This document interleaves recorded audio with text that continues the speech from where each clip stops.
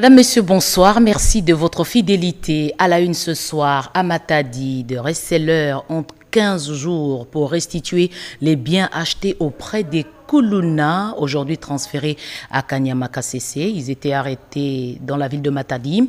Le maire de la ville portuaire a sensibilisé la population sur cette mesure légale. Tshilé-Gelou fait sensation à Kinshasa, la capitale. Les ordures ont été remplacées à terre jaune par de l'asphalte. Une route construite par Crekset Ansele. Nous ferons la visite dans cette édition d'information avec Robert Ndaichi Sensei. Et puis des députés nationaux qui sèchent les plénières vont quitter l'Assemblée nationale. Ils sont visés par une motion incidentielle soulevée aujourd'hui en plénière. Voilà tout pour le sommaire. Encore une fois, bonsoir. Et merci de votre aimable attention. Pour commencer d'abord, cette ordonnance du 15 avril 2022 portant nomination d'un ambassadeur extraordinaire et plénipotentiaire de la République démocratique du Congo auprès de la République de Zambie. Je vous fais l'économie de texte vu la nécessité et l'urgence. Sur proposition du gouvernement, le président de la République ordonne, article 1er, est nommé ambassadeur extraordinaire et plénipotentiaire de la République démocratique du Congo auprès de la République de Zambie, Monsieur Serge Didier Bapaga Tepopileka. Article 2, le précité bénéficiera pour la durée de ses fonctions des indemnités et avantages prévus par l'ordonnance du 16 novembre 1978 portant règlement d'administration relatif au corps des diplomates de la République. Article 3, sont abrogées toutes les dispositions antérieures contraires à la présente ordonnance. Article 4, le vice-premier ministre des Affaires étrangères, est chargé de l'exécution de la présente ordonnance qui sort ses effets à la date de sa signature faite à Kinshasa le 15 avril 2022. Félix Antoine Tshisekedi Tshilombo, Jean-Michel Samalukonde Kyenge, Premier ministre, pour copie certifiée conforme à l'original le 15 avril 2022, le cabinet du président de la République, Guylain Niembo, directeur de cabinet. Sur la route Terre Jaune, l'espoir renaît. Devenue une décharge publique, cette avenue a été construite dans le cadre du projet Tshilé-Gelou. L'avenue a retrouvé de la valeur, une réalisation de Crekset. On fait la visite dans ce reportage de Robert Ndaichi Sensei. Le cri de détresse de ce petit garçon a été entendu par le président de la République, Félix Antoine Tshisekedi Tshilombo, surnommé par le Zin bâtisseur et par les autres Fachi Béton. Pour ce garçon, il fallait, à la place de la nourriture, donner à Terre Jaune une route bien asphaltée et répondant aux normes internationales. Avant-hier, une utopie, hier dans les oubliettes, la route Terre Jaune, autrefois siège des ordures et des eaux sales, a revêtu, grâce à l'expertise de l'entreprise chinoise Crekset, sa plus belle robe. Toutes les étapes allant de la construction des caniveaux et l'aménagement des trottoirs ont été respectées. Aujourd'hui, c'est une route solide et bien asphaltée. Le directeur général adjoint de Crekset, Stéphane Mundadi, qui a effectué ce dimanche de Pâques une visite d'inspection, a été chargé par la population de dire merci au président de la République pour cet ouvrage de qualité qui fera date et restera gravé dans la mémoire de toute la population de l'Ancélé. Là, nous sommes sur Terre Jaune. La population m'a chargé de remercier le président de la République, Félix Antoine Tshisekedi. Cette route, c'est sa route. Il le remerciait parce qu'il a fallu attendre jusqu'au gouvernement de Félix Antoine Tshisekedi Tshilombo pour que Terre Jaune puisse être une route asphaltée. Longue de 3 km, bien asphaltée, avec de caniveaux de part et d'autre, la route Terre Jaune répond aux standards internationaux. La population s'en réjouit. En lançant les travaux de modernisation et réhabilitation des routes périphériques dans la capitale, le président de la République, Félix Antoine Tshisekedi Tshilombo, avait une vision claire, celle de désenclaver la République démocratique du Congo. Aujourd'hui, Terre Jaune fait rêver dans le cadre du projet Tshilé-Gelou. Des députés nationaux absentéistes menacés d'expulsion. Une motion incidentielle le vise. Les absences injustifiées sont passibles de sanctions. Toujours à l'Assemblée nationale, il y a eu vote pour la prorogation de l'état de siège au Nord Kivu et en Ituri. Edith Chala, Sylvie Moembo, Guy Kitoko. Voté en séance subséquente, le texte de la proposition de loi portant prorogation de l'état de siège dans les provinces de l'Ituri et du Nord Kivu est renvoyé au Sénat en seconde lecture avant sa promulgation par le président de la République, chef de l'État, Félix Antoine Tshisekedi, sous la conduite du président de l'Assemblée nationale, Christophe Mbosoko Diapwanga, le ministre d'État, ministre de la Justice et garde des Sceaux, qui a présenté l'économie générale du dit texte, a convaincu 314 députés qui sont prononcés pour le texte, 2 ont voté contre et un seul s'est abstenu. En toute conscience, le gouvernement de la République reconnaît que l'insécurité dans les 2 provinces persiste, mais que le président de la République, Félix Antoine Tshisekedi, tient mordicus à la reprise de la paix avec les forces armées de la République démocratique du Congo qui montent en puissance. Votre bureau estime que compte tenu de la complexité de la situation sécuritaire préoccupante dans nos 2 provinces et en tant que représentation nationale, nous devons mettre sur la balance tous les paramètres d'appréciation avant d'en décider.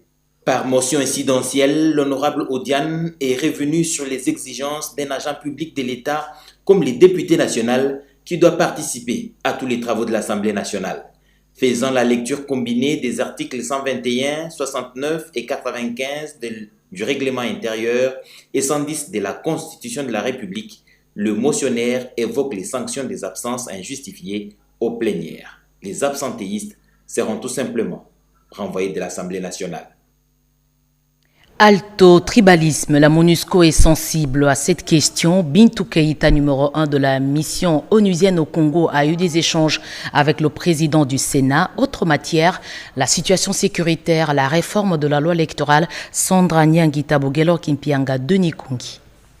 Situation sécuritaire, la réforme de la loi électorale et la lutte contre le tribalisme ont été au centre de la séance de travail que le président du Sénat, Modeste Bahati Lukwebo, a eu ce lundi en son cabinet de travail avec la chef de la MONUSCO, Bintou Keïta. La représentante du secrétaire général des Nations Unies a à cette occasion plaidé pour la prise en compte de la représentation de la femme lors du traitement de la loi électorale à la Chambre haute du Parlement. À ce sujet, justement, la responsable de la mission onusienne en RDC a félicité le président du Sénat pour la promotion de la femme au sein de son regroupement politique qui a proposé la femme à plusieurs postes de responsabilité. Bintou Keïta a en outre plaidé auprès de Modeste Bahati pour le traitement de la loi portant protection et promotion des droits des peuples autochtones pendant la session parlementaire en cours. Loi qui est d'ailleurs déjà inscrite au calendrier de la dite session. Les sujets de l'heure que nous avons évoqués, la question sécuritaire avec la détérioration de la situation sécuritaire notamment dans le Petit Nord, mais aussi la mise en œuvre de l'état de siège et nous avons abordé bien évidemment la question du M23 et le suivi de la réunion au sommet du 24 février dernier où le président avait rencontré le secrétaire général adjoint, M. Jean-Pierre Lacroix. En termes de continuité, nous avons aussi abordé la question de la réforme de la loi électorale. Où est-ce qu'on en est et notamment aussi, puisque c'est une pièce maîtresse au fait que les élections doivent se dérouler à temps et dans de bonnes conditions. Au chapitre sécuritaire, Modeste Bahati a soutenu l'idée du renforcement des effectifs de la police nationale en province et le ramassage des armes pour lutter efficacement contre l'insécurité. L'Angola exprime sa solidarité à la RDC en proie à l'insécurité dans l'Est. João Lourenço, président en exercice de la CIRGEL, l'a dit à Christophe Lutondula. Le président angolais et le vice-premier ministre des Affaires étrangères ont également évoqué à Luanda des questions liées à la résurgence du M23. Récit Doris Mozotambwe, Henri Amori.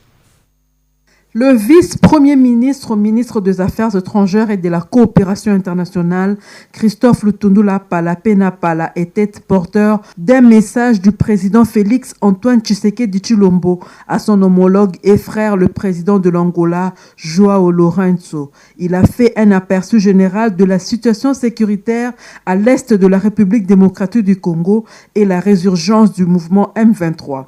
En sa qualité du président en exercice de la CIRGL et en tant que président du pays frère et proche de la RDC, le président angolais Joao Lourenço a manifesté un intérêt réel et un engagement de solidarité à la cause de la République démocratique du Congo, confronté à ce réel problème d'insécurité à la partie orientale du pays. Le président angolais reste attentif et n'hésitera pas à prendre toute initiative nécessaire pour éradiquer l'insécurité à l'est de la République démocratique du Congo. À noter dans la suite du vice-premier ministre, ministre des Affaires étrangères, le ministre de la Défense nationale et le conseiller spécial du chef de l'État en matière de sécurité. Puisqu'on parle de sécurité, les jeunes de l'Ituri appellent leurs frères à quitter les groupes armés. Ils expriment un soutien total aux forces armées. Nombreux parmi eux sont déjà très impliqués dans des projets de développement. Junior Selimani.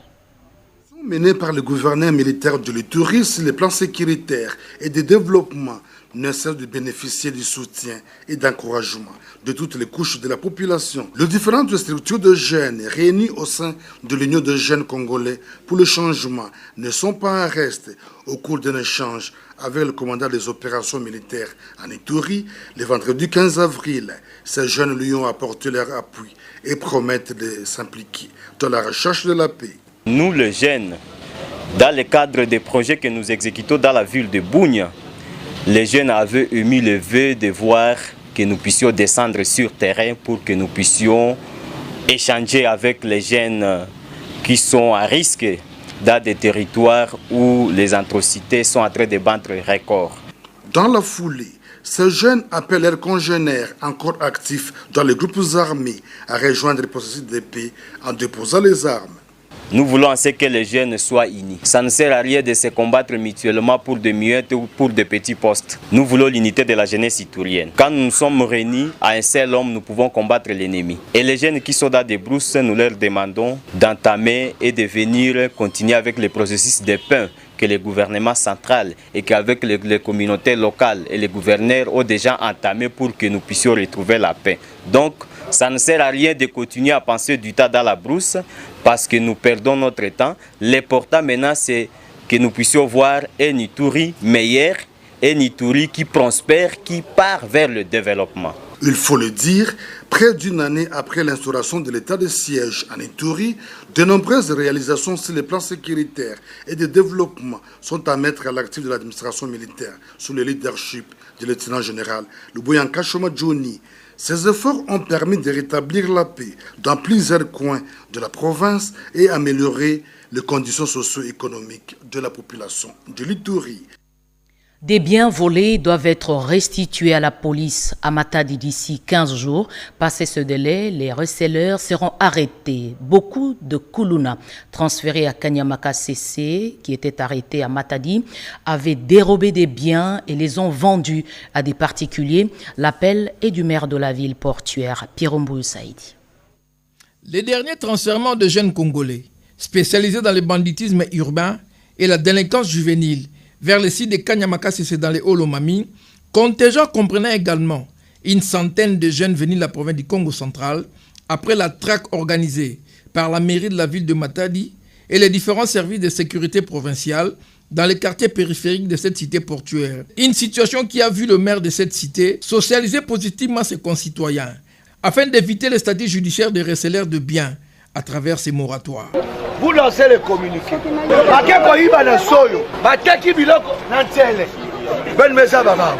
Ils ont volé à Soyo.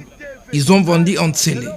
Tout celui qui reconnaît avoir acheté de biens auprès de ces Kuluna, nous vous donnons un moratoire pour venir restituer les 10 biens dans tous les commissariats de la police nationale congolaise de Matadi, au risque d'être des receleurs. Ici est de noter qu'avec ces moratoires de 15 jours, la mairie de Matadi et la province du Congo central concrétisent l'une des articulations de l'état de droit prôné par le président de la République, Félix Antoine Tshisekedi Tshilombo. L'apport technologique pour se vendre, le pays veut s'appuyer sur cette innovation pour retracer les produits. Des experts se réunissent à Kinshasa pour mettre au point une stratégie. Travaux ouverts par Désiré Cachemire Ebirande, ministre du numérique, Chimène Dondo. Le gouvernement de la République démocratique du Congo entend élaborer sa stratégie pour retracer ces produits et les commercialiser par la technologie code barré. Et pourquoi le pays s'élance aujourd'hui dans cette technologie? C'est le sens de ces assises où pendant 3 jours, à compter d'aujourd'hui, les experts destinés et désignés par les différentes institutions intervenant dans ce processus vont travailler sur la stratégie gouvernementale à mettre en place pour permettre à notre pays de placer tous ces produits au sein de n'importe quel marché d'échange. L'objectif poursuivi dans cette démarche est de pouvoir assurer par la technologie code à barrer la traçabilité et l'authentification numérique de produits. Cet objectif est également valable pour le document administratif officiel émis par les différentes entités publiques afin de renforcer le suivi, la lutte contre la fraude, le contrôle efficace et efficient de l'État pour la maximisation de recettes. L'objectif poursuivi dans cette démarche est de pouvoir assurer par la technologie code à barrer la traçabilité et l'authentification numérique de produits.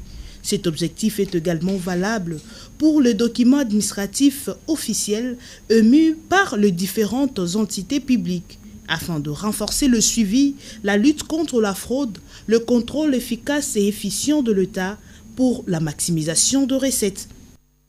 Jean-Lucien Boussa à Bukavu, l'objectif de la mission du ministre de Commerce est d'évaluer la mise en œuvre des accords sur la libre circulation des personnes et de leurs biens, des accords signés entre la RDC et le Rwanda. Edi Chala pour les explications. D'une forte délégation, le ministre du Commerce extérieur, Jean-Lucien Boussa Tongboa, a mis en exergue les bénéfices que le Nord et le Sud Kivu vont tirer de l'adhésion de la République démocratique du Congo à la Eastern African Community. La libre circulation des personnes et de leurs biens. Pour ce ministre national, cette adhésion est d'un apport considérable car elle touchera l'économie, le social, la réduction de la pauvreté, les préférences au niveau tarifaire seront observées, les opérateurs économiques des pays voisins comme ceux du Nord et du Sud Kivu en particulier vont avoir des facilités de commerce avec le reste des pays membres de l'EAC.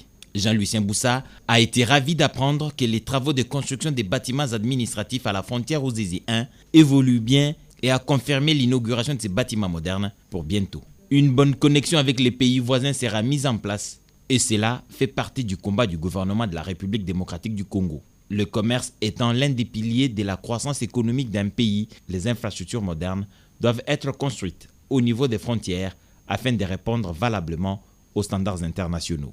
L'un des objectifs du ministre du Commerce extérieur dans sa mission dans le Sud Kivu était d'évaluer le niveau de la mise en œuvre des accords que la République démocratique du Congo a signés avec les pays voisins, notamment le Rwanda, dans le cadre de la facilitation du commerce, de la lutte contre la fraude et la contrebande à l'import et export, mais aussi encourager les petits commerçants à se mouvoir sans tracasserie aux frontières. Lufu aux normes OMC, ce poste frontalier dispose désormais d'une plateforme logistique avec de bâtiments, un port sec et hangar de scannage, projet sorti de terre sous financement de la DGDA. Riki Nzuziloya Mayawel nous fait la description dans ce reportage.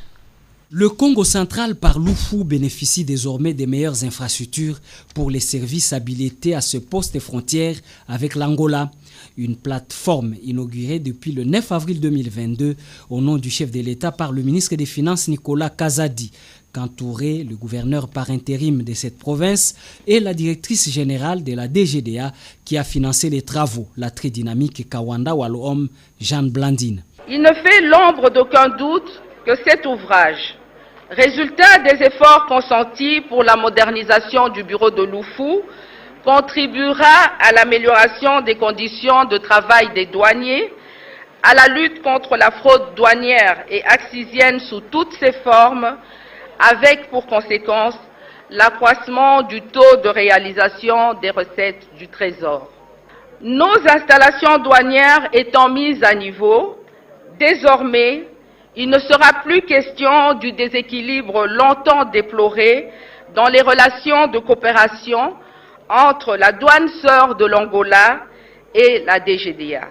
Cette plateforme réalisée par la firme sud-africaine AUFS avec un bâtiment intégré et des halls et autres guichets, des bureaux équipés, des entrepôts pour l'import-export, un pont sec en béton, 150 caméras de surveillance reliées à la salle de monitoring surplombées par un drone de surveillance, le tout alimenté, en cas de besoin, par un générateur de 700 kVA avec un système solaire de secours.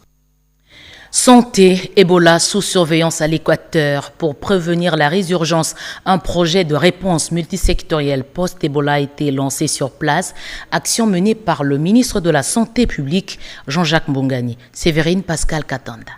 Des équipements et matériels médicaux, des centaines de motos remis symboliquement au gouverneur de l'Équateur, Bobo Boloko, par le ministre de la Santé, Hygiène et Prévention, le Dr Jean-Jacques Mbongani, pour lancer officiellement le projet de réponse multisectorielle en post-Ebola dans la province de l'Équateur qui a connu des épisodes épidémiologiques macabres. Je salue l'avènement de ce projet qui tombe à point nommé visant à renforcer les systèmes de surveillance des maladies à tous les niveaux de la pyramide sanitaire. Conformément aux accords signés avec l'UNICEF, l'OMS et la Banque mondiale à travers le projet UGPDCS, les activités de surveillance seront étalées pendant une période de 6 mois et celle de la prévention pendant 12 mois avec un financement de 6 millions de dollars américains. Le docteur Baudouin Makouma signale que ce projet Récidive 4 octroie à la province de l'Équateur un laboratoire provincial de santé de type PD comparable à un mini-INRB qui sera en collaboration avec d'autres laboratoires des provinces. Toutes les zones de santé de la province de l'Équateur sont concernées, mais aussi certaines zones des provinces voisines de Maïndombe, Gachuapa, Soudouban et la Mongala pour leur proximité avec l'Équateur.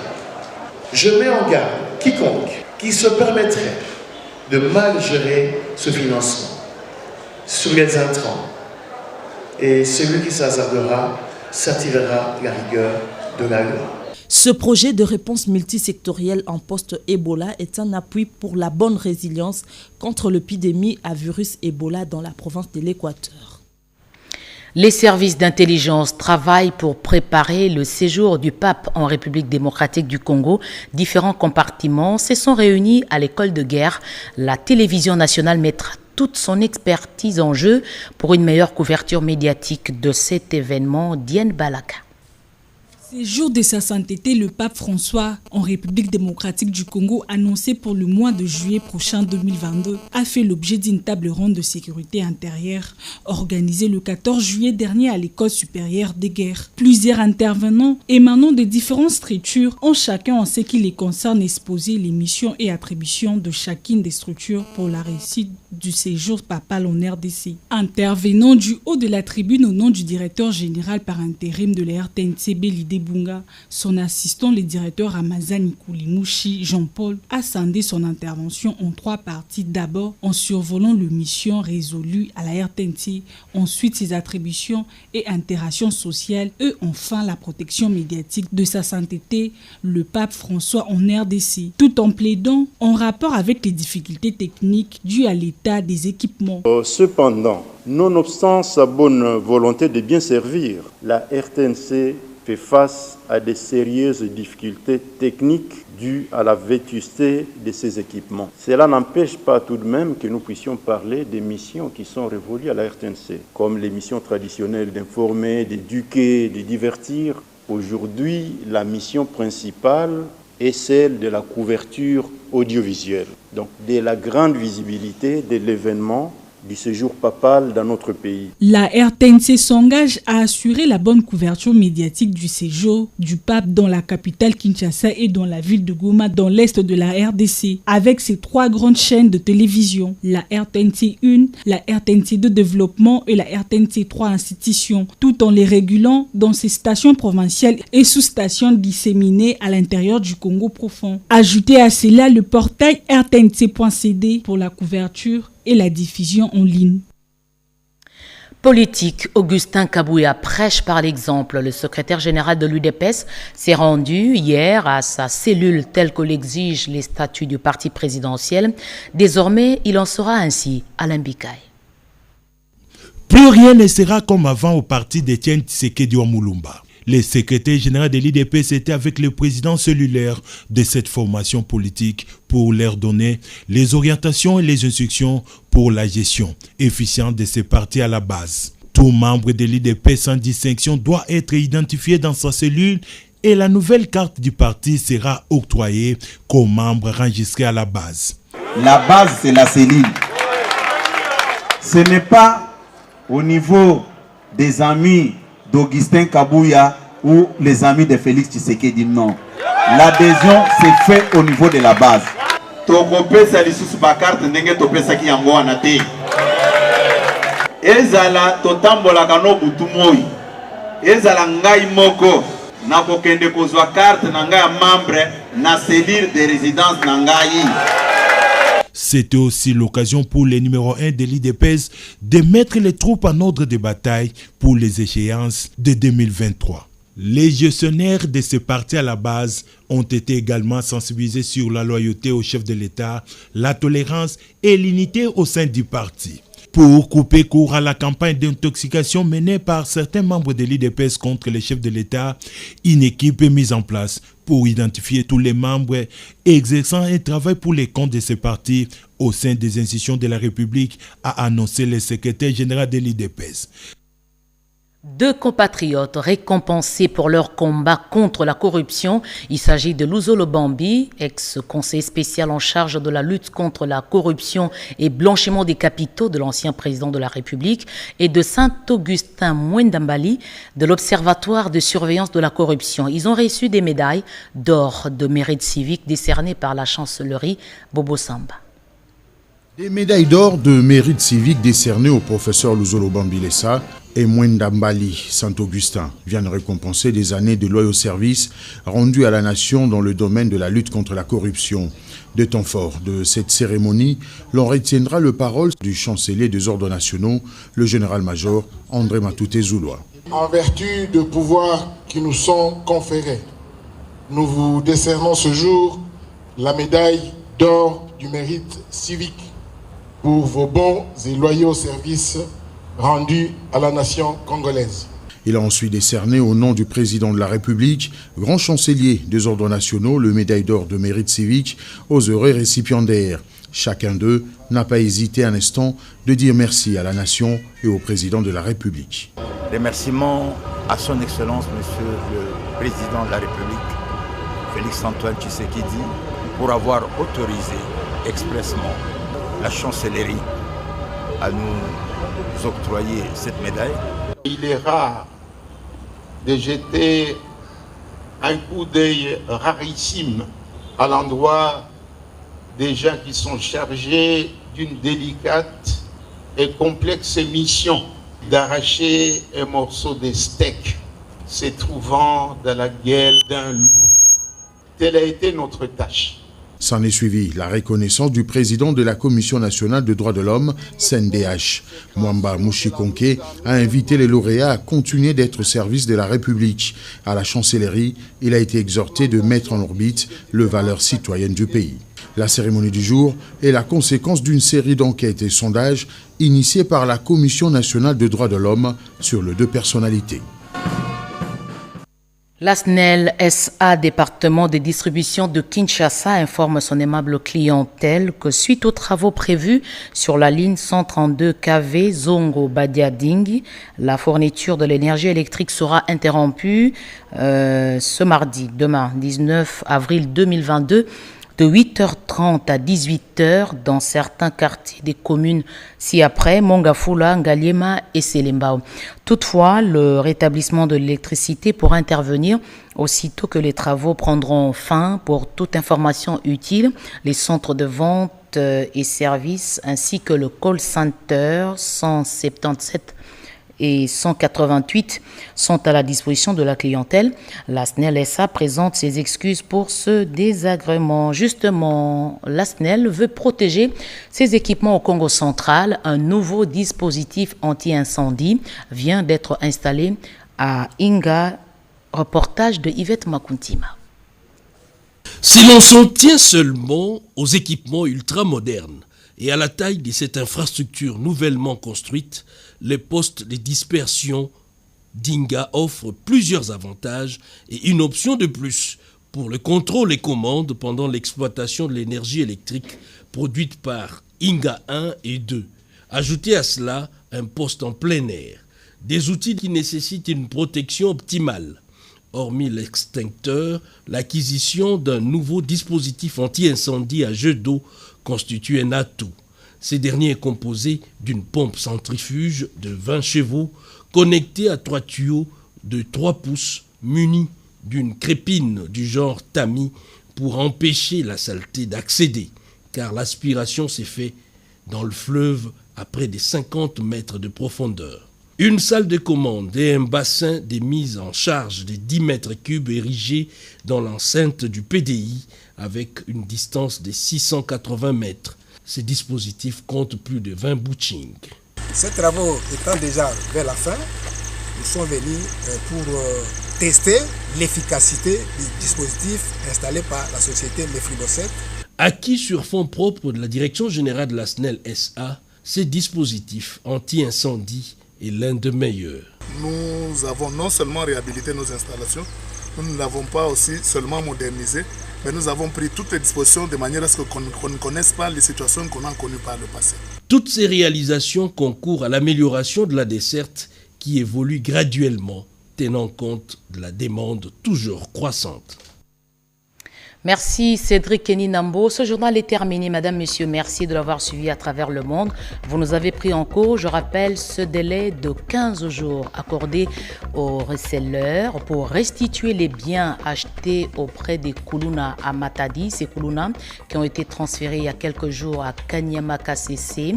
L'appel est du maire de la ville portuaire qui a sensibilisé la population sur cette mesure légale. Et puis Chilengelou qui fait sensation dans la capitale, des ordures ont été remplacées sur les routes. Nous faisons allusion à la route Terre Jaune qui a reçu de l'asphalte. Une route construite par Crec 7, c'est dans la commune de Lansele. Vous avez vu les images de Robert Ndaye Chisensé. Et puis les députés nationaux qui sèchent les plénières vont quitter l'Assemblée nationale. Ils sont visés par une motion incidentielle soulevée aujourd'hui à la plénière. Merci de nous avoir suivis. Je vous retrouve demain à 20h. Bon début de semaine à toutes et à tous.